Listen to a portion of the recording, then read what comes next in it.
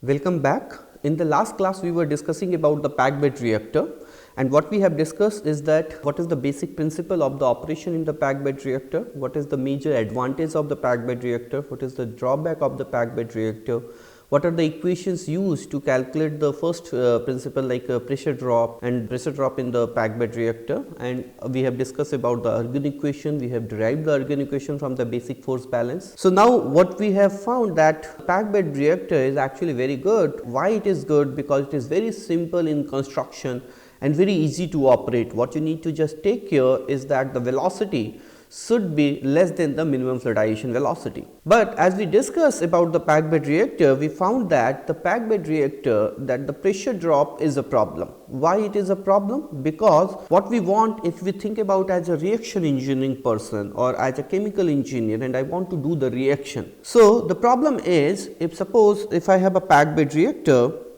in which solids are packed and we are passing a gas from the bottom of the column, say, and this is in a packed bed condition, and suppose the reaction is exothermic or endothermic, anything. So what will happen? What we have to do to maintain the temperature? If suppose it's an endothermic reaction, I want to maintain a particular temperature, say around 300 degrees centigrade inside the bed. What I need to do? How I will maintain this temperature? So I have several options. One of the option is that you pass these gases as 300 degrees centigrade. Now in the gas solid bed, increasing the temperature of the gases up to 300 sometimes becomes tricky. Another way is to kind of you put a furnace at the outer periphery and you try to heat it. But this will be a problem, or you put a kind of immersed furnace kind of a structure and you heat it through this. Now every structure has certain issues, and major problem is that suppose if you are heating from the outside or through the gases, then the uniform temperature distribution inside the bed is a major concern. Why it is a concern? Suppose if I am putting hard gas inside, say the gases are coming at 300 or 350, say if I have to maintain a temperature and they are heating the particle. So what will happen? These particles will see the maximum temperature, they will absorb some temperature and gases temperature will lower down. Slowly what you will see a temperature distribution inside the bed. Secondly, what will happen? Most of the gases will try to pass through the center of the column because it will have less pressure drop due to the frictional effect. The wall friction will also be acting. So in that case, what will happen? The central bed will have a different temperature. Near the wall, the bed temperature will be different. And then if there is some channeling or bypass problem, then it will further severe the issues. And if you heat it from the wall, then what will happen? That if your diameter of the column is less, then you will able to maintain a proper condition, temperature condition. But if think about a commercial scale packed bed reactor where the diameter of the column may be up 2 to 3 meters or even higher, and then if you are putting a furnace at the outside, then what will happen? The wall particle will have higher temperature compared to the central particle. So maintaining a proper heat transfer and similarly the proper mass transfer is a very difficult. And what makes the life further difficult is that how we can increase the mass transfer. If you think about it, then we know that to increase the heat transfer and mass transfer, I have to increase the surface area. So I can do it in two ways. Say mass transfer, it will be say kGA into say delta C, and heat transfer it is HA into delta T. So if I fix the system, this kg and h is fixed, okay, let's assume. And what you can play, if you are fixing your gradient of concentration or gradient of temperature, then these two are also fixed because you know that at what temperature you want to do that. So if you fix the gradient, this is also fixed. What you can play is with the A. So if I keep on reducing the particle, if I think about one particle, the heat transfer, mass transfer across the one particle, then if I keep on reducing the particle size, my surface area will keep on increasing, surface to volume ratio will be increased, overall surface area will increase, and that will enhance my heat transfer as well as mass transfer. Okay. So in your CRE you might have done with the packed one solid how the Thiele modulus or effectiveness factor will be varying, and you will see that also those are the reaction quantities. It is strongly a function of the surface area. So what I can do, I can keep on decreasing the particle diameter. So if I keep on decreasing the particle diameter, then what will happen? My heat and mass transfer will increase. But at the same time, what will happen? Your wide fraction, because you are keeping the particle you are making very, very small, your tortuosity will increase, okay, and that will enhance your pressure drop. Okay. So the problem is the pressure drop is that if you will increase, we know that the delta P in the pressure drop as we did in the Ergun equation is proportional to 1 upon dp square if your velocities are low, and delta p is proportional to 1 upon dp if your velocity is high. So, it means what? If you keep on reducing the particle size, then your delta p will be keep on increasing, it will increase. And if you are operating at a lower velocity, the increase will be of the square order. So, it will be drastically increase in the delta p. If you are operating at a very high velocity, then your Black-Plummer equation will be activated, and in case of the Black-Plummer equation activated, your this dp will be inversely proportional to the dp. So, it means what? That if you keep on reducing the particle size, then your pressure drop will keep on increasing. So, it is kind of a play between a trade off between the delta p and heat transfer and mass transfer. Okay. So, if you go and try to increase the heat and mass transfer coefficient, your delta p will go up. If you will try to balance your delta p, your heat and mass transfer coefficients will go down, and you will see the poor heat and mass transfer coefficient. And it means if you are operating a packed bed reactor, you have to do some trade off, and the trade off will be between the delta p and heat and mass transfer. Okay. So, that is the major problem, and particularly the problem which the reaction is very temperature sensitive, okay, or the concentration sensitive. It means where you may be under the mass transfer controlled regime, not in the kinetic controlled regime. So, if you are operating a reactor in which you are under the mass transfer controlled regime, you are going to be in trouble, particularly in a packed bed reactor type. And that is the reason that once we started the petroleum cracking process, initially we started with the packed bed reactor, but we faced all this problem because reaction being very fast, the cracking reactions being very fast, the overall resistance lie in the heat and mass transfer coefficient. So, it is heat and mass transfer limiting reactor compared to the kinetic controlled reactor or kinetically limiting reactor. So, if it is heat and mass transfer limiting reaction, you are going to face a problem in a packed bed reactor.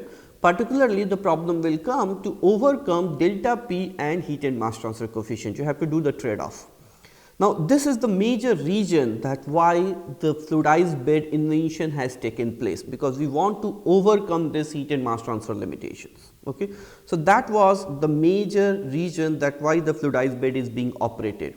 Given a problem, if heat and mass transfer is not a major issues, I would never like to operate a fluidized bed. I would like to operate a packed bed. Why? Because there is no moving particles, it is very simple construction, I do not need to take care of anything, and particles are also stationary. So, the erosion problems, all those problems is very low, particle attrition, particle agglomeration, all those issues we will face in the fluidized bed reactor, but all these things are not there if you are operating a packed bed reactor.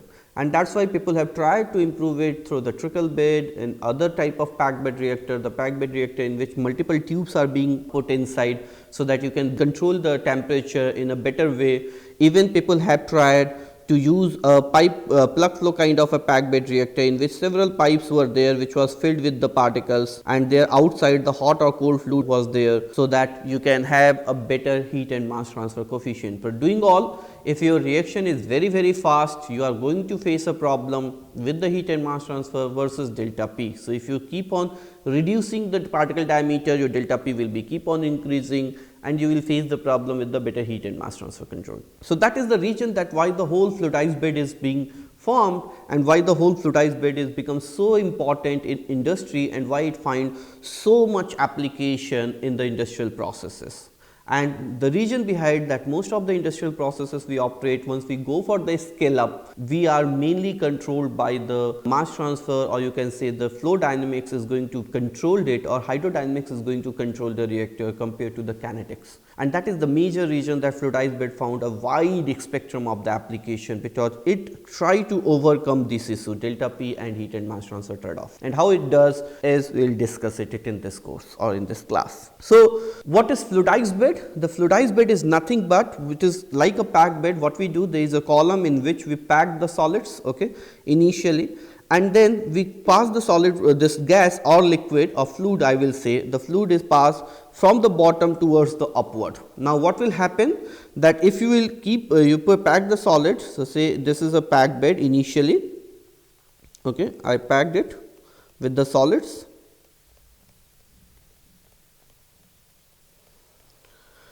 And say distributor assemblies, then I put some of the solids here at the bottom, bigger particles, so that I can have a better gas distribution, and then I pass the gas. So what will happen that if you will pass the gas from this, then what will happen that initially due to the frictional losses, as you keep on increasing the velocity, your delta P will keep on increasing, as we have seen that. So you keep on increasing the velocity, you will increase, your delta P will keep on increasing. And then at a point, once you will keep on increasing the velocity, because of the frictional losses, your delta P is going to increase, as we discussed in the Argon equation also. And depending upon the velocity, whether it is smaller velocity or lower velocity or higher velocity, it means you are in the Cronje-Kármán regime or Black-Plummer regime of the Argon equation, you will see one of the pressure drop, and that increase will be there. Now, a moment will come, if you keep on increasing, slowly increasing the velocity, a condition will come where the upward force which is exerted on the particle in form of the drag, because there is some drag is going to act on this particle, because particle is stationary, fluid has certain velocity. So, it will put some drag on the particles, it will try to also that move the particle along with it, and particle will try to resist the motion. So, that relative motion, because of this relative motion, there was drag will be exerted on these particles or on each particles, or you can say across the bed. So, what will happen that the drag will be exerted on the particle, and apparently at a particular velocity, because we know that drag is also going to be the function of velocity, and it is going to be a function of slip velocity square. And initially, if the particle is not moving, the slip velocity, this is going to be the function of the velocity of the gas. So, it will be v square. So, F d is also proportional to v of say gas minus v, or I will say v of fluid minus v of particle square. So, if I am keep on increasing the velocity, I am also increasing the drag force. So, at a particular point, it will come that the drag force is actually balanced by the apparent weight of the particle. Now, why I am saying apparent weight of the particle or apparent weight of the bed instead of one particle, I will say the bed. The reason is that there will be some buoyancy also acting on it. Okay.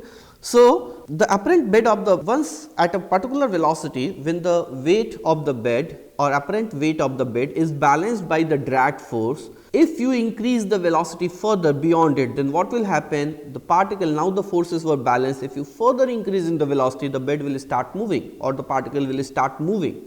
And the condition at which it is happens, or when it is happen, it is called the minimum fluidization velocity, and the bed is called fluidized bed. Now, why it is called fluidized bed? Because as it is named, it is fluidized, it means it works like a fluid. So, the solids start working like a fluid, and that is the reason that this bed is called the fluidized bed. And the phenomena occurs when the weight of the bed or apparent weight of the bed is balanced by the drag force or the pressure drop across the bed. Both are same because the particles are not moving. This is, it means the frictional drag or frictional pressure is going to be dominating. So, both are the same actually. So, that is the place the fluidization occur. And why it is called fluidization, as I said, in this case the particle start working like a or behaving like a fluid. So, what do you mean by the fluid? It means if suppose I tilt the column at a particular angle, suppose if I take this, if I take a glass and I fill the water in a particular label at a particular label, and if suppose I tilt a glass, this glass say I tilt it now at a particular angle. So, what will happen? The water label will also be tilted at the same angle. Okay. Similar thing, if you take a fluidized bed and if you tilt it at a certain angle, then the top layer, this whole solids will also move in the same way. So, the solid will also move it in this way. So, it is start behaving like a fluid. Okay. Forget the nature of the solids, but it is start behaving like a fluid, and that is the reason that it is called fluidized bed reactor or fluidized bed. Okay. And the condition at which it start happening, or the velocity at which it start happening, is called minimum fluidization velocity. And at minimum fluidization velocity, the pressure drop across the bed or the drag across the bed is going to be balanced by the apparent weight of the bed. Okay. So, that is the condition at which it happens. Now, as I said that the force balance across the bed actually states that the fluid pressure loss across the bed is equal to the apparent weight of the particle, okay, apparent weight of the bed. And that is actually, if per unit area if you do the force balance, then what you will happen, you will see that the pressure drop across the bed multiplied by the area, it means the total force acting across the bed of the particle is going to be balanced by the apparent weight of the bed, or apparent weight of the bed is weight of the solids minus upthrust force acting on the solids. So, there is weight of the bed whatever it is there, and then what is the buoyancy acting on this. The upthrust force is nothing but because of the buoyancy. So, this is the thing which we balance, and at the condition which it occurs or when it comes, the bed is called fluidized bed. and the velocity condition for which these things happen, it is called minimum fluidization velocity.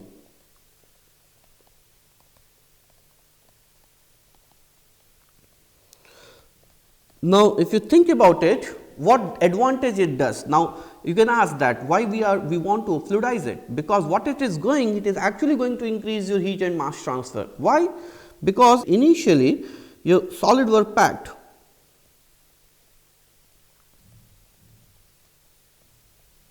The solid was say packed. So, your surface area was very lower because the gases were not able to see, the gases were passing through this tortuous path. So, your exposure area at the surface area was very low. Now, what we are doing in the fluidized bed condition, this solids will be now suspended. If you think about this, so this solid will be now like this. So, surface to volume ratio will be very high now, and this area as upon V, so surface to volume ratio will be increased very high. So, it means your A value will be very high, and it can be increased beyond like a single particle surface area. Because if you say increase the velocity a lot, this particle will be further moving out. It means the bed will be keep on expanding. So, if it will be keep on expanding, this S upon B can be equal to a single particle suspended in the bed, or so single particle surface area, and this is going to enhance your heat and mass transfer, because now the gases which are passing through is seeing the individual solids. Instead of the bed, now they are seeing the individual solids. So, this will be the way the gas will pass. So, it will see the enhanced individual solids, and you will have a better control in the heat transfer and better mass transfer control. And that is the reason that why the fluidized bed is being used, that it can give you a better control in heat transfer and mass transfer. So, any reaction, any gas solid or fluid solid reaction which is in the hydrodynamic controlled regime, you can operate a fluidized bed reactor to balance or to kind of control or to manage the heat and mass transfer. And that is the reason that why it found a wide range of application, starting from cracking, gasification, drying, granulation, everywhere. So, if you think about this, this is the one of the widely used reactor for the gas solid or liquid solid contacting. Okay. So, I have just given some of the example which is being widely used. So, it also find the application in the mining, it also find the application in gasification in the petroleum industry. If you go the cracking, all those things happens in the fluidized bed reactors. Then if you go to the coal power plant, you will see that the basic boiler is the fluidized bed boiler now, and there is different regime of the boiling, but it is fluidized bed. If you go for drying, most of the drying applications are now fluidized bed dryers are being used. If you go for the granulation, you will see the fluidized bed granulators are being used. So, there are multiple application, huge application starting from any industry, from petrochemical, food, if you, even for the coating in the food, for the coating things, the fluidized bed are being used. So, you go for petroleum industry, food industry, pharmaceutical industry, bulk chemical industry, fine chemical industries, even for the treatment of the water or treatment of the gases, you will find these kind of fluidized bed applications a lot. So, it has found a wide range of spectrum, and that is why it is very interesting, a very big topic of the research even now to design a better fluidized bed reactor. Now, why it is a problem still? Because there are many things which takes place, and the thing is, as I said, that if you keep on increasing the velocity, then your behavior will keep on changing. Okay? But is it possible that if I keep on increasing very high velocity, can I keep on increasing the heat and mass transfer coefficient? The answer is no, you will face some other problems also, okay? And the problem will be your contacting time will reduce.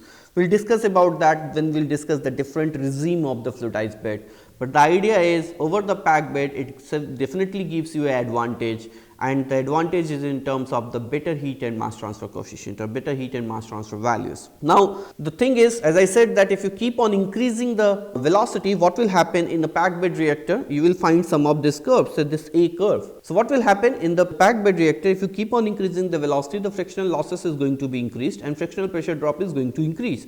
It means you keep on increasing the pressure drop. Now, the moment it start fluidizing, then what will happen?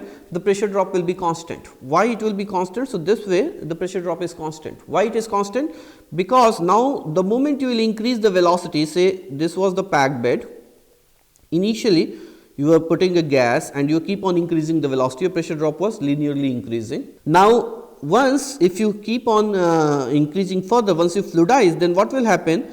The increase in the velocity will not result in terms of increase in the pressure drop, but it will be increase in the bed length. So, delta P upon L is going to be constant. Okay. So, the pressure drop increase and the L increase will be proportional, and you will get that delta P is actually becoming constant.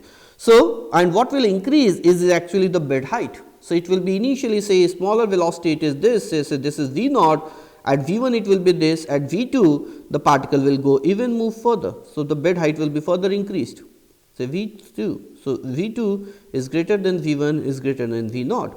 So, that is the way if you keep on increasing the velocity, what will happen? Your bed will keep on increasing, okay, but your pressure drop will not increase, and that is the major advantage. So, what you can do, this gives you the advantage that you can now operate the bed at a higher Reynolds number, because now you are not worried about this, that if I keep on increasing the velocity to enhance my mass transfer, enhance my heat transfer, which are both the function of the Reynolds number, both either the Nusselt number or the Sherwood number, both are the function of going to be the Reynolds number.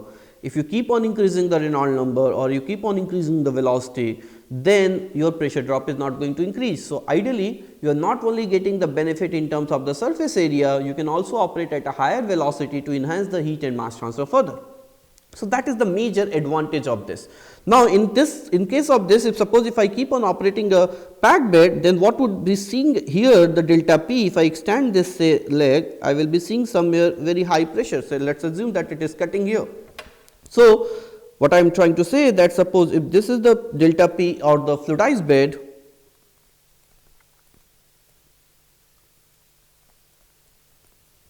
if this is the minimum fluidization velocity, after that it is becoming constant. If I keep on operating a packed bed reactor, I might have seen this delta P. So, my delta P will be keep on increasing. If I operate at this velocity, say I would see a delta P of this. So, this will be your delta P. Okay, here this will be your delta P. So, you will be seeing a very high delta P if you want to operate a packed bed at a certain that velocity. So, it means what? You will be limiting yourself, okay, because your delta P is keep on increasing. Here your delta P is constant, okay, and that gives you the major advantage that why the fluidized bed reactors are preferred, because you are able to operate at a higher velocity, so that you can enhance the heat transfer and mass transfer coefficient further. Also, you are not increasing your pressure drop even at a higher velocity, because it is being balanced, and the balance is coming because with increase in the velocity your bed height is keep on increasing. Now, the question is that how to find the minimum fluidization velocity. So, minimum fluidization velocity can be found experimentally, and we can do the force balance also to get the minimum fluidization velocities. Now, how you can find the minimum fluidization velocity experimentally? What we can do, we can keep on, say we take a packed bed and we keep on increasing the velocity, and we measure the delta P across the packed bed. So, we measure the delta P. Then what will happen? You will see that initially the particle velocity, with increase in the velocity, the pressure drop will keep on increasing. Then it will reach to a point where the increase in the pressure drop will be negligible, and it will be, you will see asymptotic kind of behavior. And then after a certain velocity, it will becomes constant. Okay, so you will see the constant velocity. Actually, it is not pretty much constant, it keep on reducing little bit, but for all the theoretical purpose you can assume it to be constant. So, it will be constant. Okay. Now, to find the minimum fluidization velocity, many books says that this is your minimum fluidization velocity at which the pressure drop becomes constant. Okay. So, at this point B where the pressure drop becomes constant, but this is not true actually. So, what you need to do if you want to find the minimum fluidization velocity experimentally, then you also have to defluidize. So, if suppose what I will do that I will take a bed, I will measure the delta P across the bed, and I will keep on increasing the velocity. What will happen? Initially the velocity will increase, then it becomes constant. Once it becomes constant, I will keep on increasing the velocity still, okay, and I will see that how my bed height is changing, okay, and what is happening with my delta P. So, it will be having a proper delta P, say this way the delta P will be constant, and so what you will be moving while going up, you will be moving with a line A, B, C and D. This will be, you will be following this. Once we know that the fluidization has been done, the pressure drop is being constant, the bed height is keep on increasing. So, this bed height it will be keep on increasing, you are moving again the same path A, B, C, D. What I will do, will start reducing the velocity now. So, I will try to come back with the same path, and let us see that whether I am able to come back to the same path. So, I will keep on now reducing the velocity. So, if I will keep on reducing the velocity, I will be reducing my bed height. So, you will be moving line D, C, B. Let us stop at this place, say D, C, not even B. So, let us see that we are moving with a line, say D, C, here also D, C. You will be keep on reducing the velocity, your pressure drop will be constant. But while coming back, you will see that it will not follow the path of C, B and A, it will follow the path of C and E. So, it will follow ideally while reducing, it will follow the path of D, C, E. Here also it will follow the path of D, C, E. Now, why it is happening? Because now the bed will not come to the initial packed bed structure. Once we initially dump the solid, what we do? We make a dense packing. While once you fluidize it and then try to defluidize, then you will never come to the same packing structure what you have done while packing it, okay, because some of the gases will be now trapped inside, which will not come outside automatically, okay, or it will take long time before it will come out. So, you will never get that particle density. So, your bed height will actually be little bit higher, and because your bed height is now little bit higher, it means you are now having more void, your pressure drop will actually reduce, and you will not see go through the line this, but you will go through the line D, C, E. You will come back and then you will come back to the 0. Okay. Again, if you will stop the velocity, there will be no flow, there will be no pressure drop. And the point where these two things cut each other, and that is the point, and that velocity at which these two terms is called minimum fluidization velocity. So, this is your V or UMF. This is the velocity at this is called UMF or minimum fluidization velocity. So, this can be found both from the bed height versus the velocity graph or the pressure drop versus the velocity graph. Okay. And this is very critical because many books also and many people what they do, they try to minimum fluidization velocity just by fluidizing it. They do not defluidize. So, till you are not defluidizing it, actually you cannot get the minimum fluidization velocity. So, you will be getting confused answer, you will be getting the minimum fluidization velocity as a B, this point velocity you will say is a minimum fluidization velocity, while your actual minimum fluidization velocity will be this. So, one need to be careful while measuring the minimum fluidization velocity in fluidized bed reactor. So, you have to start with a packed bed to keep on increasing the velocity, and then again you have to defluidize it and follow this curve. Okay. So, you have to make these two curves to find it out that what will be the minimum fluidization velocity of the bed, and this is a very critical phenomena, because if you will go and see any literature or any paper on the fluidized bed, they always talk in terms of the minimum fluidization velocity. So, no one talk about the superficial velocity, people talk about that I am operating the bed say at 2 UMF or 3 UMF or say 4 UMF and so on. So, you keep on just you rescale everything, you rescale your velocity in terms of the UMF to get an idea that what velocity you are operating. So, if you are using the UMF, you can find it out that if you calculate the UMF, you can find it out that what is the velocity. Okay. So, in that way it is very needed, and you should know while operating it that at what velocity you are operating and how much higher it is from the minimum fluidization velocity, so that you can feel about the system. Okay, this will be the bed height increase. So, this will be enhanced in the mass transfer, the surface area to volume ratio will be this. So, all those things you can calculate. Now, how to calculate the minimum fluidization velocity? By using the equations, we can do the force balance, and the force balance equation, this is the Ergun equation we have already discussed. Okay, in the last lecture, and we have introduced the phi s sphericity values, that if the particle is non-spherical, then the phi s will also be introduced, and it will be just the function of ds. So, wherever it is dp, it will come phi s, wherever it is dp square, the phi s square value will come, because now we are multiplying, we are taking a effective diameter of the sphere and we are multiplying it with the sphericity. So, dp is now replaced by say dp of exact particle is now replaced by the dp into phi s, okay, where the dp is the equivalent diameter of the particle, which is considered as a diameter of the sphere. So, same area if you maintained. So, that way you calculate it, and phi s we have already discussed that. So, I am not discussing in the detail. So, this is what your packed bed equation is, which is Ergun equation. Now, in the fluidized bed equation, what will be the pressure drop in the fluidized bed? It will be very simple. The pressure drop in the fluidized bed is going to be balanced with the rho g h, the way we do the pressure drop calculation, because now it is going to behave like a fluid. So, as I said that if it is behaving like a fluid in a hydrostatic head, whatever the fluid is there, suppose the fluid is there till this point, this height is filled in the glass or in a reactor, then what will be the pressure? The pressure will be rho g h. Exactly same thing we are going to follow. We are going to, because now fluidized bed behaves like a fluid, the pressure drop will also be the rho GH. Now the question is which rho and what will be the value, how will take place in the terms of the how much solid fraction is there. So what we do, we say that the rho GH actually it is there, but the rho will be the apparent density, and apparent density will be rho S minus rho F. So this will be the density, and you have to multiply by 1 minus epsilon. So 1 minus epsilon is the solid fraction. So whatever the solid fraction is there, epsilon is wide fraction, this is wide fraction. So 1 minus epsilon, this whole is a solid fraction.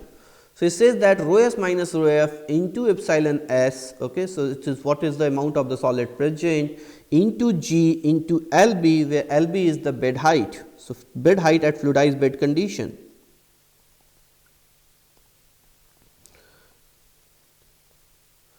Fluidized bed or bed height of fluidized bed, okay. So you can find it out with the rho GS, that what will be the delta P. Now, if you want to find the minimum fluidization velocity, this we know that if I know that what is the minimum fluidization velocity, the bed height will be at the minimum fluidization velocity, and for all the practical application we can assume that at the minimum fluidization velocity the increase in the bed height will be very small. So I can take it as a length at a minimum fluidization velocity. It means I can say that these two LBs are same, okay. So I can say that the minimum fluidization velocity, the place where the minimum fluidization, the velocity is equal to the minimum fluidization velocity, the height of the bed will be equal to the packed bed. If you see here, you can assume that for all the practical purpose, that at a minimum fluidization velocity, the height of the bed will be equal to the packed bed reactor, okay. So in that case, if you do that, we can do the force balance, we can balance this both delta P, and I can say that this will be, if I balance this delta P, so this rho S minus rho F into 1 minus epsilon into G into LB will be equal to the Ergun equation delta P, which will be mu u naught, okay, LB. Again I am saying that this both I am taking same for all the practical purpose, we can assume it to be same, 1 minus epsilon square upon phi s square into dp square into epsilon cube plus 1.75 rho u naught square LB 1 minus epsilon upon phi s dp into epsilon cube. So we can say that both are balanced, and what we can do, we can do the force balance to get that what will be the minimum fluidization velocity. So this u naught will be actually replaced with the minimum fluidization velocity UMF. So at which minimum fluidization velocity this u naught will be equal to actually UMF, and this LB will be LBMF, or this both LB will be the same, and this epsilon will be equal to the epsilon MF. So u will be converted, u naught will be converted to UMF, epsilon will be converted to the epsilon MF, rest of the things is going to remain same. So only the epsilon MF this will be there. So you will do this substitution, because what we are saying that at minimum fluidization velocity what will be the force balance. So if you do the force balance, the delta P of the pressure packed bed will be equal to the delta P of the fluidized bed, okay, because you are now going to be the fluidized bed. If you further increase the velocity, it will be the fluidized bed. So both the delta P should be the same, okay. That is what we are trying to do. So we will do the force balance, and if you do the force balance and do the substitution, as I said, so what we have done actually here, we have taken the quantities common, like rho u naught square LB 1 minus epsilon upon epsilon cube, we have taken phi s dp also we have taken common. If you take the common, then you will get this kind of equation, and then we have divided it by rho p minus rho f 1 minus epsilon into G into LB. So if you do that, then we have just divided by 1 minus epsilon into LB. This we have divided. If you do that, if you do this substitution, you will find this equation, and this is the equation for the minimum fluidization velocity. So you can calculate from this equation that what is the UMF. This values can be calculated. This is nothing but the substitution, you can do it. It's just a one line. So what we have done again, we have taken all this as a common, okay, all this common. And once you will do that and divide it by 1 minus epsilon into LB, you will get to this equation. So this is the equation. Now the problem is, you can calculate the UMF by using this equation, by doing the basic force balance. The only problem you are going to face is that what is your epsilon MF, because you do not know this epsilon MF value, and that epsilon MF actually depends on the shape of the particle and even on the size of the particle. Okay. So, it depends on the size of the particle. For very fine particles, this epsilon mf value will be different. For very coarse particle, the epsilon mf value will be different. Why? Because we know that the wire trapping will be, say, particles are very big, and in one case the particles are very fine, okay, very fine particles. We know that the epsilon mf value, the wire fraction in both the cases will be different in the packed bed condition.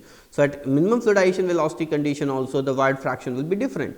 So, the only problem is to how to calculate this epsilon mf. If I know that epsilon mf, I can easily calculate the UMF, because I know the particle velocity density, I know the fluid density, G value is obviously known. If I know the particle shape and particle diameter, I know the phi s value and dp value, rest everything we know. If I know the fluid, then I know the fluid viscosity also. So, what is unknown in this equation is the epsilon mf, and that is the region that what you need to do to calculate the minimum fluidization velocity. You have to go and perform the experiments, or you have to use some of the empirically developed correlation to calculate this epsilon mf. Like many of the literature report that for spherical particles, epsilon mf is usually found in the range of 0.4 to 0.45.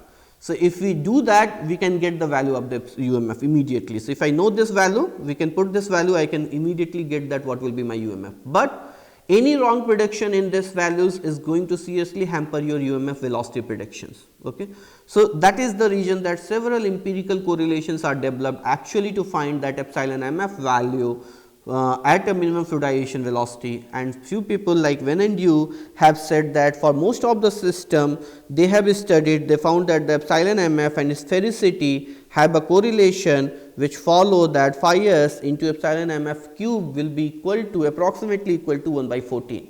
And based on this assumptions, several correlations has been developed, which is will be find in the literature. I am not going to discuss any of those correlations, because those are empirically developed correlation. If you want, you can see open any fluidized bed book and you will see those correlations, but the idea is they all did the force balance and they try to develop some of these kind of correlations, and they replaced it to get a easier form of the minimum fluidized bed equation in terms of the Archimedes number or Reynolds number. Okay. So, everyone have tried to find it out the correlation, and those correlations are widely used, but each correlation has certain limitations. Some correlations are valid only for fine particles, some correlations are valid only for the coarse particles, some correlations are valid for a particular size of type of the particles, say group A particle or group B particles or group C particles and all. So, these correlations, all these correlations are empirically developed and they have their own limitation, but is widely used in the literature to calculate the minimum fluidization velocity or to get an idea of the minimum fluidization velocity. But if you want to calculate the minimum fluidization velocity exactly, what you need to do, you have to go back and do the experiments. You have to fluidize the bed, you have to defluidize the bed, you have to measure that the pressure drop at which the condition, this C point where this both the pressure drop, this curves you have to form, and that the C point will be the minimum fluidization velocity.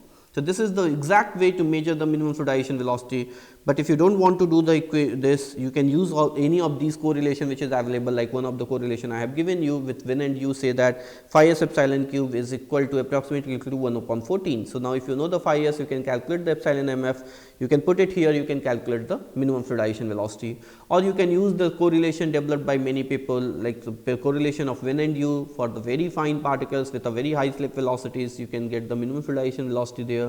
For coarse particle, there are correlation developed by the Gedaspo, Grace. So, several correlations are there in the literature which can be used to calculate the minimum fluidization velocity, but this is the basic principle. Now, what it happens that once you inject the particle, now this is very critical pictures. Okay, so, what happens once you inject the particle, this is a single point injection, where what you do, you inject the gas inside the solids, the bubble start growing. So, you will see this kind of a growth in the bubble, and at a certain, when this grows at a certain level where the buoyancy is sufficient to lift the particle to overcome the surface tension force, it lifts the surface and then the bed start moving. So, initially if you see, this was the packed bed condition, but then once the bubble started moving, you see a particular shape and this height is increased, and you keep on increasing the velocity. What will happen once it will further move up? Initially it was a mushroom shaped bubble, then it becomes a completely spherical bubble. So, this kind of a bubble will be formed. This is a 2D column where the bubble photograph has been taken place to see that how the bubble formation take place, how it lifts up and how it moves. So, you can see a bubble which is moving inside, and based on this bubble movement, the bubble shape, several theory has been given for the fluidized bed. This theory for the given by the Cooney and Levenspiel, that how the mass transfer take place, how the bubble movement take place. The theory is given by the Davidson. All these scientists have given. Again, I am not going in detail of those theories because that is not the scope of this course. What we are going to see that how the basic force balance is going to do, or is going to tell you about the fluidized bed behavior. So, people have done the single point injection, you can do the multi point injection. If you do the multiple point injection, you will see the several bubbles, those bubbles will be moving together. Now, what will happen if they are moving together? They will coalesce, they will form even a bigger bubble as you see here. So, initially they will bubble single bubble, they form a bigger bubble, they will again break, they may form a two smaller bubbles. So, these phenomena is continuously going on as it goes on in the bubble column reactor, where the bubble coalescence, bubble breakage plays a major role. Here also the problem is the dynamics of the bubbles is actually governs the dynamics of the fluidized bed, and that makes the process more complicated. So, what you need to do? Now, you need to understand the bubble dynamics. If you want to understand the fluidized bed, you have to understand the bubble dynamics. So, as I said, several models has been given, each model have their own applicability, and that makes your process more complicated. Further, the particles are moving. So, if your particles are very sensitive to iteration, they will iterate actually because they will go to the wall and they will change the particle size. Then it can also agglomerate because of the charge develop on the particles. Okay. It will also create the erosion problem because the particles are moving, they will hitting the wall. So, slowly the wall will be get eroded. So, you will have several other issues. Okay. And that is why I said in the beginning also that if heat and mass transfer is not a limitation, then I would always like to operate a packed bed, because that is very easy. The phenomena is not very complicated. Okay. We know that if this is the velocity, that is going to be the pressure drop. But here there are many roles are going to be played. Your bubble dynamics can change your heat and mass transfer. If suppose you form such a big bubbles, then what will happen? The gas to solid mass transfer coefficient will decrease drastically. So, all those things start playing a role, and you need to now understand the bubble dynamics. You need to understand how this bubble dynamics is going to change your solid velocities. So, you need to depend on the experimental technique which we have discussed, whether it is LDA, PIV or RPT or any other intrusive technique like optical fiber probe, hot wire anemometer, anything depending upon what you want to measure, what accuracy you want and what you want to look for. So, you can use these techniques, you can also use the high speed camera to find the bubble dynamics and all, you can do the PIV experiments. So, lot of work has been done in the literature to understand the hydrodynamics. Now, why it is complicated? Because now there are bubbles of different size. Your particles is going to behave in a different way depending on what is your bubble diameter, what is your bubble size, what is your bubble shape, okay, how the bubble are getting agglomerated or coalescence, how the bubble are death, how the bubble death rate is taking place, how they are dividing to the smaller bubble, how they are coalescing to a big bubble. So, all those things is going to play a spotted role, a very critical role, and that makes the hydrodynamics very complicated. And to study this hydrodynamics, you need to use whatever method we have developed. So, we have discussed till now, you can use the experimental method, you can use the numerical method, you can do the basic modeling. Okay. And that makes the whole reactor very challenging. And what is further challenging is that this bubble dynamics, whatever I am talking about, is going to be the function of the operating condition, that how you are operating. So, if you keep on increasing the velocity of the gas, you will form bigger and bigger bubble. Now, what will happen? If whatever we have discussed is about the better heat and mass transfer, if suppose we were discussing, once we said that we discuss it in this way, that it is the continuous fluid, the particle is being settled, but now the fluid is no more continuous, it is also being form of the bubbles. So, what is going to happen? That your contact area will reduce, you will see the mass transfer where the gas and solid will come in contact with each other. So, if your particle, say bubble diameter is very big, say this is your bubble diameter, what is going to happen? Because your bubble diameter is very big, the heat transfer and mass transfer through the bubble to the solids will reduce. And then you will not see that much increase in the heat transfer, that much increase in the mass transfer, and that is why several regimes has been operated, several velocities people have operated this to overcome these limitations. So, now if you operate a fluidized bed, your hydrodynamics becomes very critical, you need to understand thoroughly. Okay, and that is the major topic of research. As I said that your particle will be moving with the bubbles. So, wherever your bubbles will be going up, your particle will be going up. Wherever there is no solid, no bubbles or no gas, your solid will be coming down.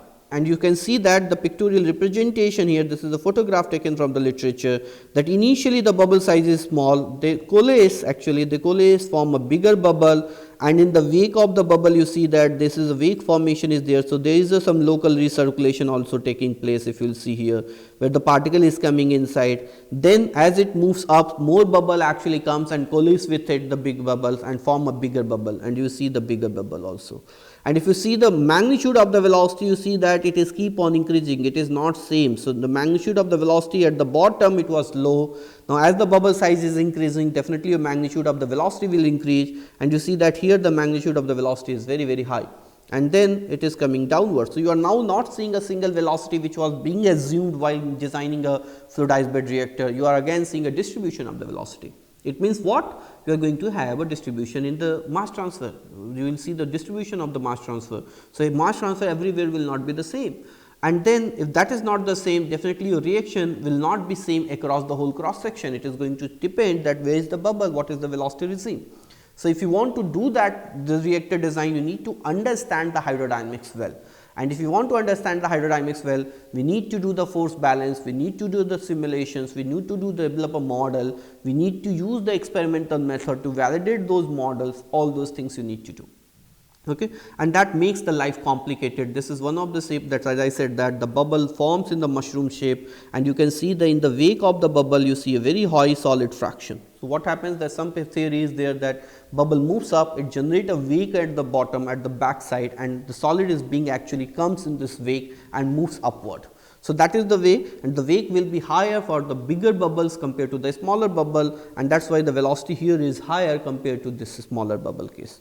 So, there are several mechanisms. Again I am saying that I do not want to go in detail of this, because this is the content of the whole full course where we can do the fluidization studies, we can see the bubble dynamics model and all. It cannot be covered in one lecture or two lecture.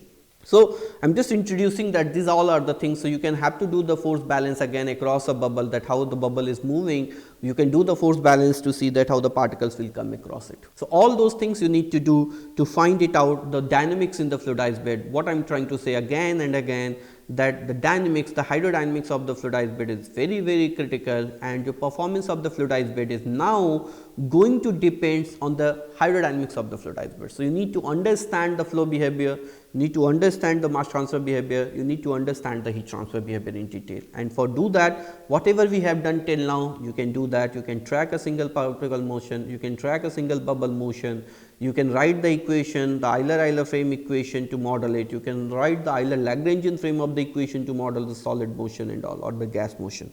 So, you can do all this whatever we have done depending upon what is the accuracy level you want. And as I said that the phenomena becomes more and more complicated because it depends on the velocity now. So, if you keep on increasing the velocity, your bubble dynamics is going to change, and if your bubble dynamics or gas dynamics is going to change, then your whole behavior performance, the bed performance is going to change. It means your bed dynamics is also going to change, or your solid dynamics is also going to change. So, the performance of whole reactor will depend that at what velocity you are operating. So, based on that, several regime plots has been done, and as we do the regime plots, as we said that with increasing the velocity we plot the regime curves, and we see that as we did earlier for the gas solid bed earlier also. Then because this is the vertical column most of the fluidized bed, what will happen that if you do that increase the velocity, initially it will be packed bed reactor. So, do not get confused with the transportation, gas solid transportation once we have discussed, because we have discussed mostly pneumatic conveying. Those map were there for mainly to where the motive was to convey the particle, to throw the particle from one location to another location. We have discussed in the horizontal pipe, and we have discussed the regime which is mostly in the pneumatic conveying regime.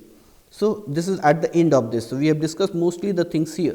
But now, what happens in the packed bed reactor, that or reactor in the gas solid reactor, once we want to do the operation or the reaction, what we do is have a packed bed. If you keep on increasing the velocity, depending on the type of the particles, again that depends on the type of the particle, this regime also depends on the type of the particle. For the coarse particle or group B particle or above, you will see this kind of a curve. So, what will happen? We will pass a gas from the bottom, you will see a bubbles, but if suppose there is a group A particle, okay, not very fine particle, but it is a smaller particle, you will add one more regime, that is called the incipient fluidization, in which what will happen, this will be next to this, in between these two actually, and say this regime, and what will happen here, that with increase in the velocity, say this is initially packed bed, if you keep on putting a gas from the bottom, for group A particle the incipient fluidization will take place and your bed height will smoothly increase. which is the basic, the concept of the fluidized bed, whatever we have started, that if you keep on increasing the velocity, your bed height will keep on increasing linearly. Okay. So, that will take place. This is called incipient fluidization.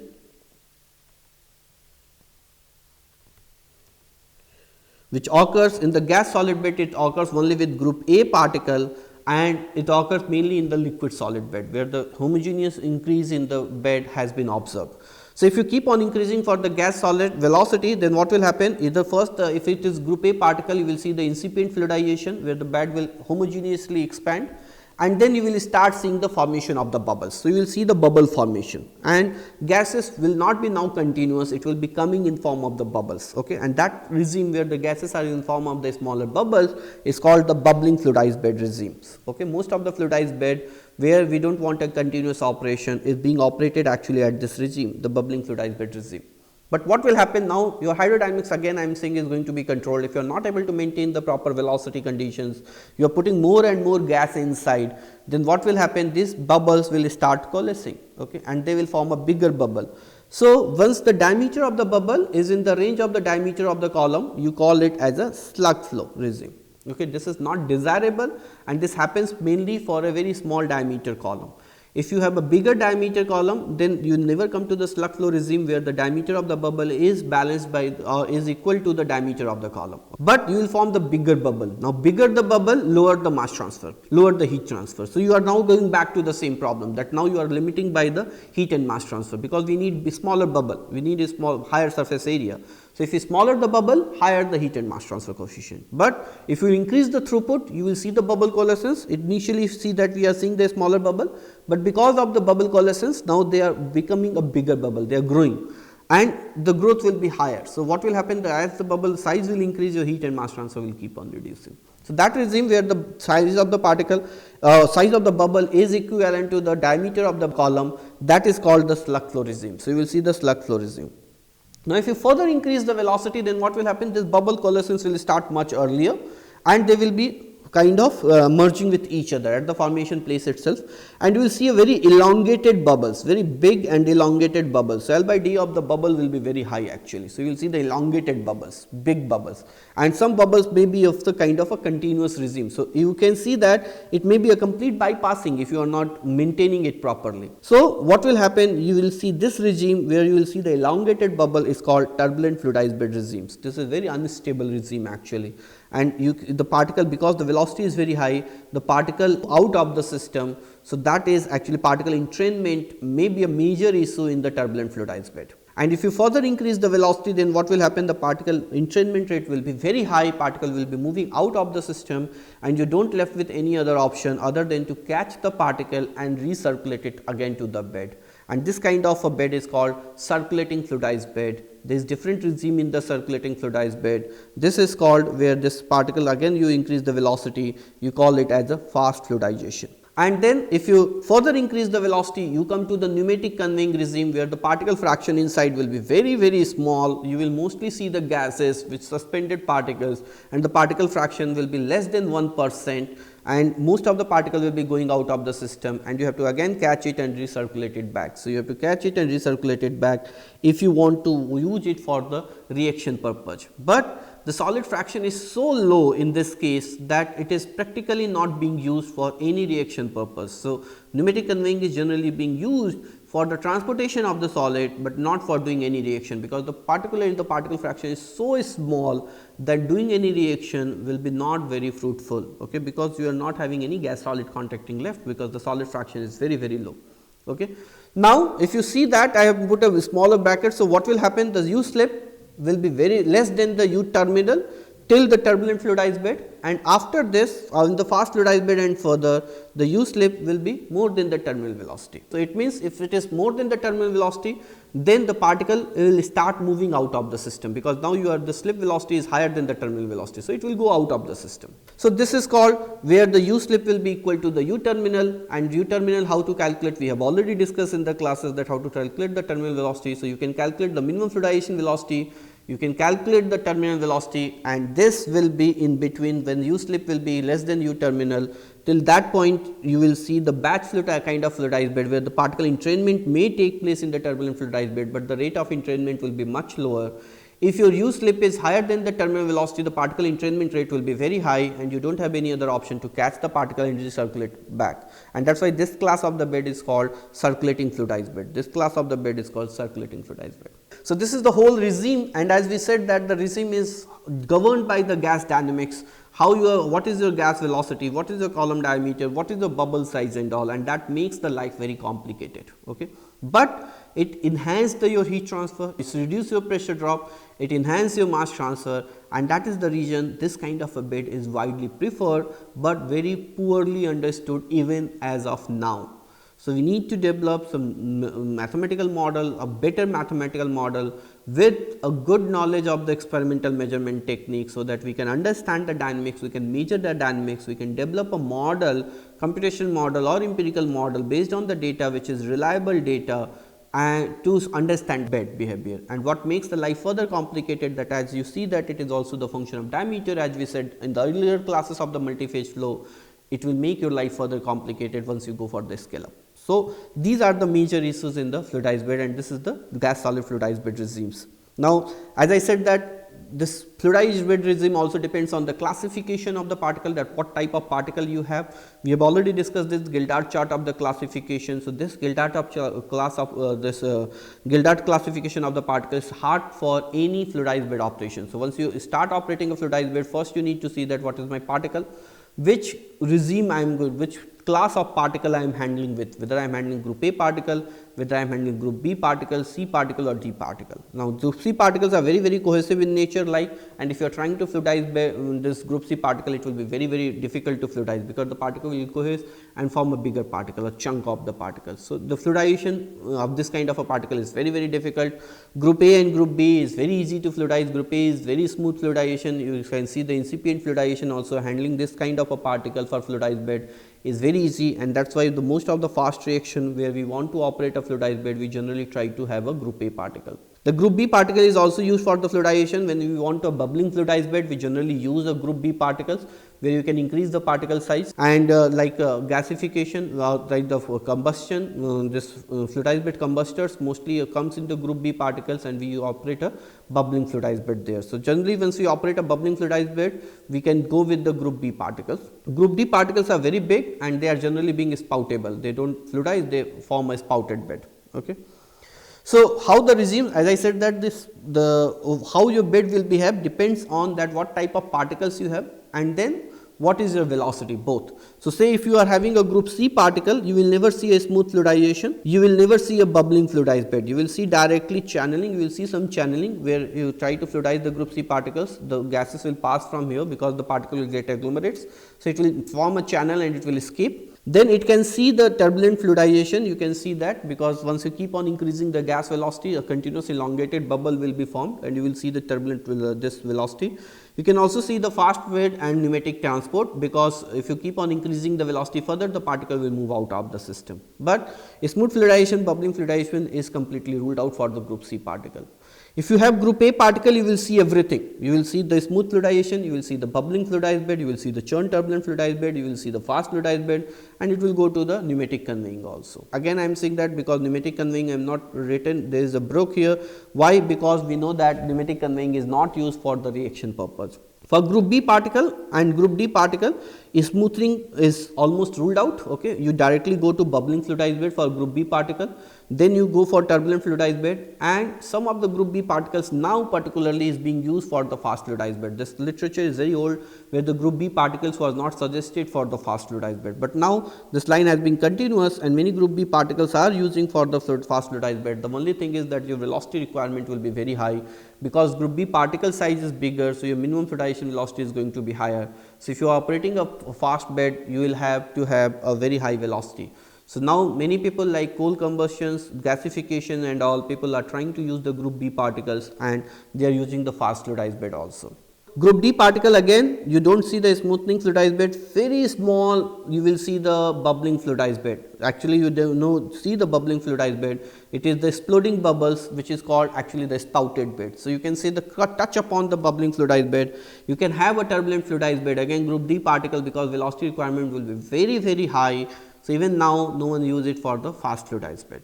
So, this is the map, and if you go from the bottom to the top, you keep on increasing the velocity, and if you move from the left to right, you keep on increasing the particle diameter, size of the particles keep on increasing. So, this is the map that how the progression of the fluidized bed or the regime take place for the different delta type particles. So, what is going to depend on your fluidized bed characteristics? It is going to depend on the solid, and it is going to depend on the gas, for the gas solid, and for the liquid solid it will be going to depend on the solid and the liquid. But it makes this whole hydrodynamics picture. Now, how different type of reactor behave? This is a very classical curve where you can think about that how my bed is going to be behaved and why the pneumatic conveying is not being used. So, U slip is being defined as U naught upon epsilon, which is the maximum, say U naught upon epsilon, U naught is the gas superficial velocity divided by the wide fraction. So, it will giving you the what is the gas inside velocity or interstitial velocity of the gas, or local not interstitial, instantaneous velocity of the gas or the local velocity of the gas inside the column, and U particle. So, what is the particle velocity inside? So, that subtraction will be U slip. Now, epsilon is the wide fraction. So, if you are going from the left to right, actually what you are going to do, this is 1 minus epsilon is means epsilon s.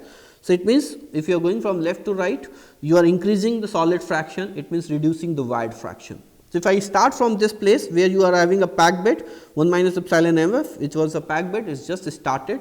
If you further increase the velocity, what will happen? Your wide fraction will increase, it means epsilon s will reduce, you will move towards this side, and you will see a bubbling fluidized bed, okay, which where the solid fraction will be in the range of 40 to 45% or say or 40 to 45%. Then if you further keep on increasing the velocity, what will happen? Your solid fraction will reduce, and you will see that the particles are moving at a relatively higher velocity. So, now what will happen? Because you are increasing the gas velocity also, your solid velocity is improving, but increase is not proportional. So, you will see a higher slip velocity compared to the bubbling fluidized bed.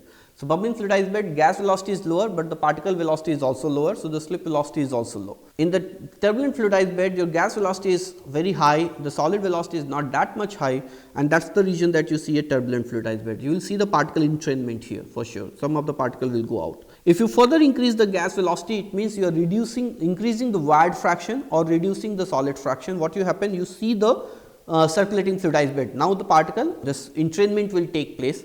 At the rate of entrainment of the particle or rate of recirculation of the particle, which we are catching and moving back, is going to govern your slip velocity, that what will be your slip velocity. Ideally, for better heat and mass transfer, what I need a higher slip velocity.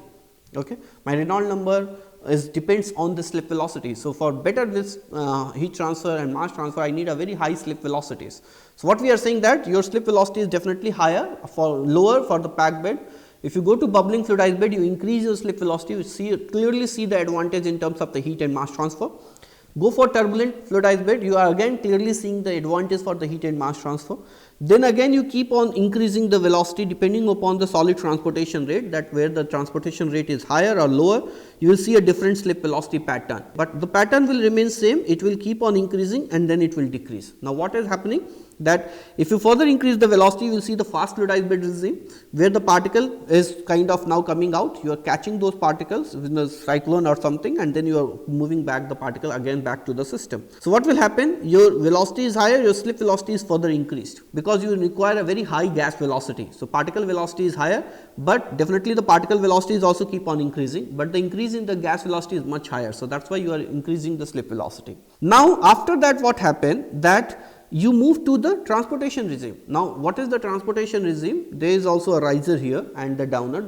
Here also your slip velocity, if you will see the fast fluidized bed regime and transportation regime, or where the riser reactors are used, you are operating approximately at the same slip velocities, but now you are on the other side. So, what happened? You are not at the maximum. Now, what will happen? Your gas velocity is higher, but your particle velocity is also high. Okay. So, because why? Because your the solid fraction is decreasing, your solid fraction is decreasing, or you can say the wide fraction has increased. So, you see that your solid fraction has reduced. Your solid fraction has reduced, the particle will try to approach now to the gas velocity. Okay, because the losses is now reduced, there are very few number of the particles available and to the gas. So, gas will try to transfer its momentum to the particle, and the particle will moving at a much faster space. So, definitely you will have to increase the gas velocity, but at the same time now the particle velocity will also be increased, and you may see the same slip velocity with a dilute fraction of the solids. Now, this can be advantageous. Why? I am not compromising with my slip velocity, my solid fraction has marginally decreased, not very highly decreased. So, for any reaction which is very highly exothermic or endothermic, I can have a better heat transfer and mass transfer, because my slip velocity has remained same, but my solid fractions goes down. So, I can have a uniform distribution of the solids. I can reduce the back mixing, which is very critically there in the bubbling fluidized bed, where the particles are in batch or turbulent fluidized bed.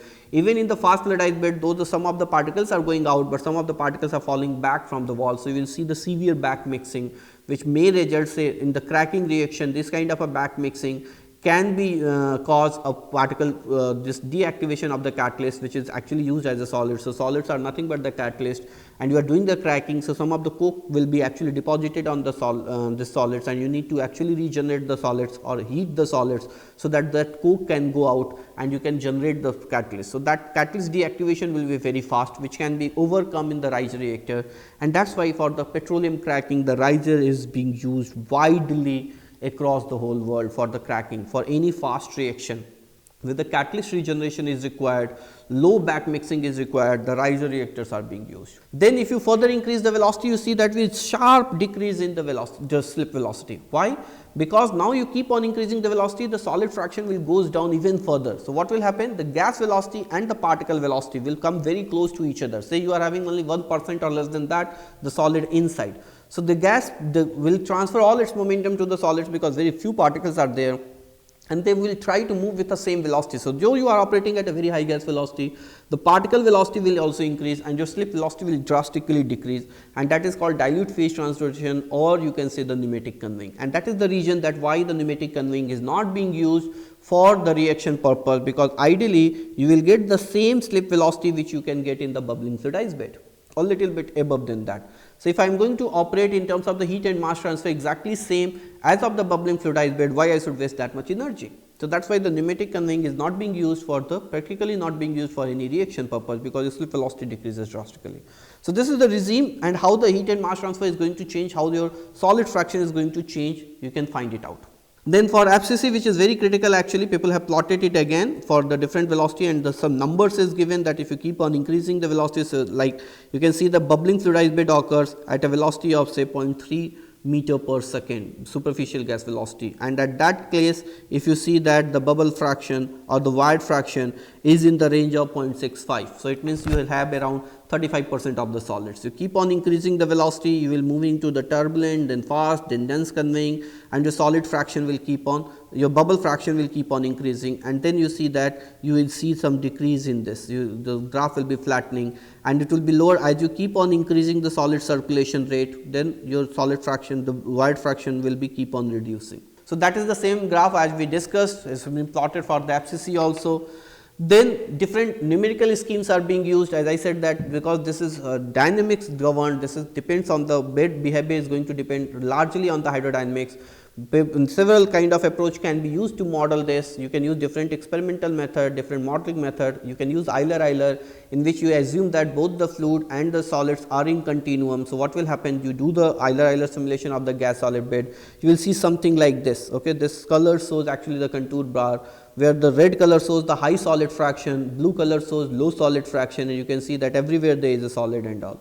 You can use the DM kind of simulation as we have discussed, or Euler-Lagrangian simulation. You can see that how the solids are moving inside, you keep intact the particle nature of this, you find that how the bubbles are forming, how the particles are moving and all. So, you can use different numerical approach to understand the technique, different experimental approach to understand the method. So, this is all about the fluidized bed. Again, there is another class of the fluidized bed is the binary fluidized bed. So, actually whatever we have discussed till now was for the monoparticle, monofluidized bed. Now, monofluidized bed is just a concept, it never exists. Why? Because making a monodispersed particle, the particle which is having a same diameter, is very difficult. Okay, it is almost impossible to make a catalyst which is all the particles are of the same diameter. So, we have a distribution of the particle, and more rigorous case actually we say it a binary fluidized bed, but we have a polydispersed nature. So, we have a distribution of the particle in terms of the size, in terms of the density, or in terms of both. Okay. and that actually changes the dynamics of the bed. So, if you want to operate a fluidized bed, you need to also understand that what is the particle size distribution, because depending upon the distribution you see a different type of behavior altogether. Okay. So, the binary bed, I am saying binary bed because for all the practical application, again to understand in the academia we operate a binary bed, but in industry level you never see a binary bed, it is a polydispersed bed where the particles are having distribution in the density or distribution in the size or distribution in both size and density. Have a many application like combustion. If a coal particle is there, say it is burning, then what will happen? The size of the coal particle will keep on changing. Density of the particle will also keep on changing. So, depending on the burning rate, you will see a distribution of the size, distribution of the density. So, coal particle will form ash particle which have a different density, different size. So, you will have a polydispersed nature depending upon how much particle has been burned, the amount of ash will be formed, the amount of the size of the particle will be different, the density of the particle will be different. So, we will see the polydispersed nature. So, I am just giving an example. Similarly, the polymerization, if you are making a granule, depending upon the granule size, initially it will be a smaller, then it will be a bigger. So, you are going to see a distribution in the particle size and all. So, all these applications we see the polydispersed nature of the bed. Now, the polydispersed nature of the bed further changes the dynamics of the fluidized bed, and you need to understand this, that if you have a distribution polydispersed bed, how to handle that. So, to do that in academic world, what we do, we generally take a binary bed which is of having the different size or different density or both, and try to analyze the system to understand the behavior.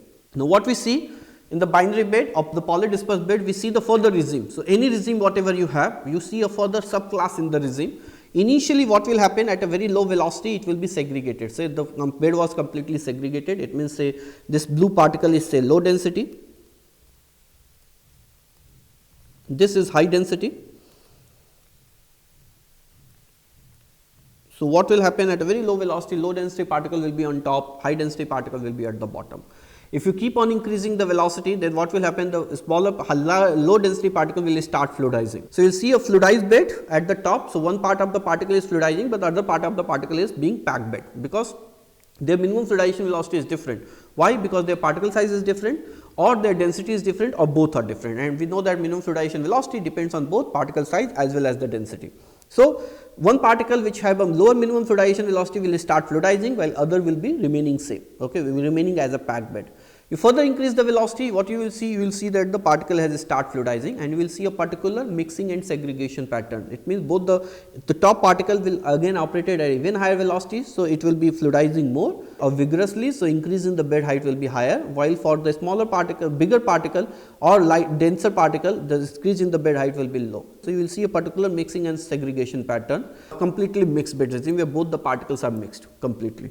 So, depending upon what you want in your system, you want to operate in one of the regimes. Say if I want to calculate separate the ash from the coal combustion, I want to operate in the segregation regime, so that I can easily segregate. In some of the cases, we want a perfectly mixed regime, like in coal combustion we sometimes use refractories to maintain the constant bed temperature. Now, in the refractories and coal, I want definitely this would be perfectly mixed, so that my heat transfer can be maintained. So, depending upon the situation, you may desire that the complete segregation, you may desire a complete mixing, but there is a regime exists, and you should know that what conditions you are operating, and whether at that velocity whether you are going to see these kind of a behavior or not. So, generally this has been characterized, the higher density particle or bigger particle is called jet SAM, it means which is actually sink at the bottom. The lighter particles are called float SAM, so these are lighter, or I will say lower UMF. This is heavier or higher UMF. So, you will see the jet SAM and float SAM, and as I said that you will see a complete mixed bed at a very high velocity, or you will see the partially mixing bed in which the jet SAM will be at lower, some float SAM will be on the top, and in between you will see the combination of the jet SAM and float SAM like this. This is partially mixed bed. So, again your bed behavior is going to depend that what is the velocity of the bed, and this kind of a bed, again binary bed is very critical. As I said that most of the application you are going to see the polydispersed nature of the bed. So, the change, then this can change your entire dynamics of the bed. So, you should understand, if you want to analyze the fluidized bed, you should understand what is your particle size, what is your particle density, what is your gas dynamics, and you should also see that what is the distribution of the particle size. So, I am just saying that what are the critical parameters which are going to change the dynamics of the bed, which you need to be careful. And this is some typical DM simulation we have performed in our lab, and we have seen this is the lead particle is heavier, blue particle is lighter. You see initially the only both the particles are say fluidizing, but they are forming a clear cut interface. Very small particles of the blue you can see inside here, very small fraction of the solid you can see inside here. If you keep on increasing the velocity, some of the solid diffuses inside, but even we have observed that even very high velocity getting a complete mixing bed is a very challenging actually in this kind of. So, if you want to operate a complete mixed bed structure, you need to understand that at what velocity you are going to see the complete mixed bed. Neither you will see this kind of a structure, we will see the partially mixed bed always, that jetsam particles will be at the bottom, flotsam particle will be on the top, and in between you will see certain mixing and the segregation pattern. So, your whole dynamics will change, your whole reactor performance will change. So, again I am saying that these are very critical, because you should know that how your reactor performance in the fluidized bed is going to depend. It is going to depend on the solids, again gas velocity, you are going to depend on the column geometry, also column diameter, it is also going to depend on your particle size distribution. Now, another class of the fluidized bed which is being used widely in the industry is the conical fluidized bed. Now, this kind of a bed is being used for very coarse particles. If suppose I have very coarse particle, a particle say if I have to fluidize a tennis ball, how to fluidize it? Your minimum fluidization velocity will be very high. So, to reduce the minimum fluidization velocity or to enhance the fluidization, what we do? We reduce the column diameter at the bottom of the column. So, if you do that conical bed, what will happen at the inlet, the bottom, the velocity will be very high, because your diameter is very low, and which will be keep on reducing on the top. So, it helps in two ways. It can fluidize your coarse particle at the bottom, because your velocity at the bottom is very high, and that you have get because of reduction in the column diameters, and will for the same flow rate you are getting now higher velocity. So, you can fluidize your coarse particle. Second thing, it reduces your entrainment rate. So, it gives you the flexibility to operate at a higher velocity. Why? Because at the top you are increase the velocity diameter. So, the velocity of the gas will reduce at the top. So, your entrainment rate will be reduced. So, where the entrainment is a major critical issues, we can use this kind of a bed. Okay, like it is being used highly in the granulation, in the drying, where the polydispersed nature is of the particle is there, and there is a chances that the smaller particle or lighter particle may go out. If suppose you have a coarse particle and a smaller particle and you want to fluidize, then if you are fluidizing in a higher velocity, you can get a perfectly mixed bed condition. At that condition, what can happen? The lighter particle, because the velocity is very high, can go out of the system. Okay, they can entrain. So, to reduce that, you can increase the diameter at the top. If you will keep on increasing the diameter, the velocity of the gas will be reducing, and you can reduce the entrainment rate. But it comes at a cost, and what is the cost? The cost is that again you will see a regime here, that initially what will happen, the gas or liquid whatever you will pass, it will be a fixed bed condition. Then if you increase the gas or liquid velocity, you will see the fluidization is only happening at the bottom part, the top part is pretty much fixed bed. Then at a higher velocity, you will see that the fully fluidization happen, it means the whole column is being fluidized, and then further increase in the velocity can cause the transition regime and turbulent fluidized bed regime, where it is completely fluidized. So, the fluidization is there again a regime introduced into this. So, if you do any modification, what I am trying to say, you will introduce an additional parameter. So, now the column geometry also becomes a parameter. Earlier what was the parameter? Earlier the parameter was column size, particle size, gas velocity, particle distribution,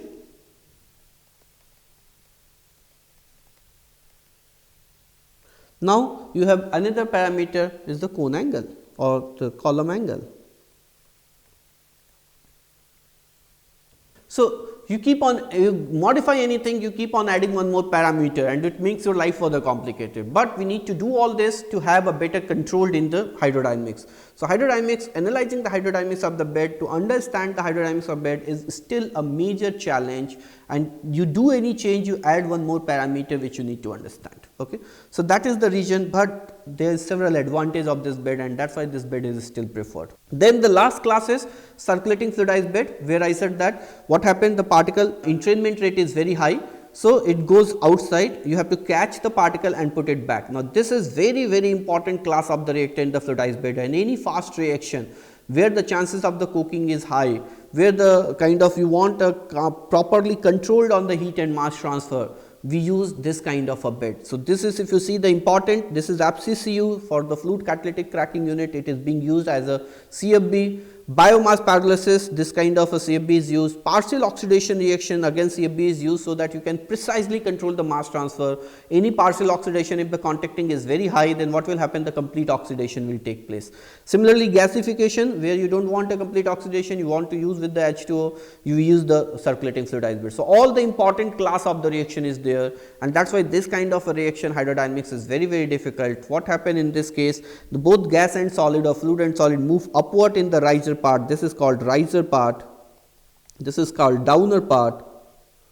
The solid goes out, the gas is being separated out from the cyclone, the solid is catched back and sent back again to the system. So, this is the bed which is called the circulating fluidized bed. The residence time is very, very small, it is only in 10 seconds. So, you have a very, you should have a very efficient contacting, very small residence time is there.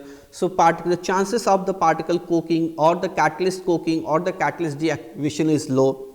The left of the part, mostly the reaction is being done in the riser part, where the reaction take place, the downer part is being used to regenerate the solids, and then again the fresh catalyst or fresh solid is being fed into the system. Some of the reactors, some of the recent studies have shown that this can be reversed, the riser can be used for the regeneration and downer can be used for the reaction part. So, there is a debate on this, lot of work is going on.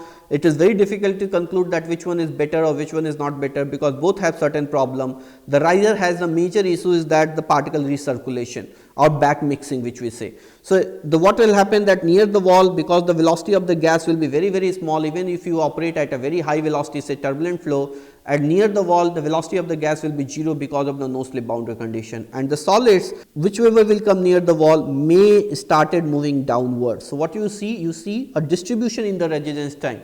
We want to operate a plug flow reactor. So, what we wanted, we want that okay, if the solid fraction is very, very high, both will be moving co-currently upward. Okay, and it will be kind of a perfectly kind of a plug flow reactor. But if the solid start moving downward, then you will see something like this kind of a profile. You see something like this kind of profile. So, at the wall you will see the negative velocity, and that negative velocity will increase your residence time of the solid inside, and that solid can have a cooking.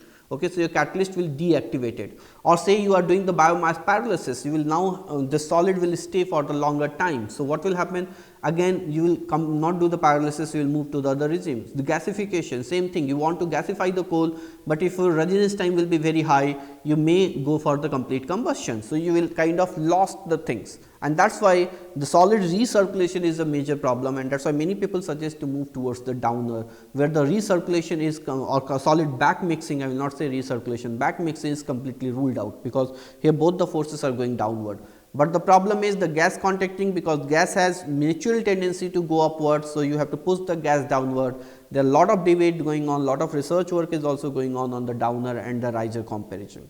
So, that is the circulating fluidized bed. Initially both the solid moves upward, very low solid fraction, so better contacting, but that is the advantage and a disadvantage both, because very low solid fraction, if you are not in the very precisely want to control the heat and mass transfer, this reactor will be very, very costly to operate. Okay. So, we need to be judicious by using the whether we need the circulating fluidized bed or not, where you need to precisely control the heat and mass transfer, only there the circulating fluidized bed is being used, where the solid coking or solid deactivation rate is very, very fast, where you need to regenerate the solid very quickly, this kind of bed is being used.